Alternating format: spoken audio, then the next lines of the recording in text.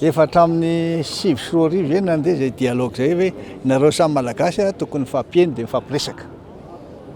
De hatramin'izao tsika efa 24 e. Mbola verina ihany zay. De mbola iverinao ihany zany. Tsika angamba tsy manatsofona. Na manatsofona tsika fa tsy mahay miena. Fa tamin'ny resaka tamin'ny 2009 hatramin'ny 2010 de didiky tsara tamy Pretoria tany Afrika Atsimo milaza hoe manaova nareo dialogue malagasy malagasy aloha. Zay zany mifampiresahana io. Mamerina indray teny FFKM dialogue. De ho hitatsika eo. Izy moa ray aman-dreny am-panahy de samy mihaino adaoly indray aloha tsika.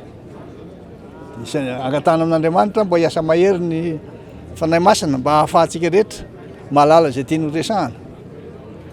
Fa araka ny teny Jeremia mbola zaza. Fa zay fahazazana jerevantsika tsika malagasy mbola zaza. De tsy afaka mahay mihaino fa farantsika hihaino indray. Fa ny atokotiko Madagasikara vonona nandeha amin'ny fifidianana.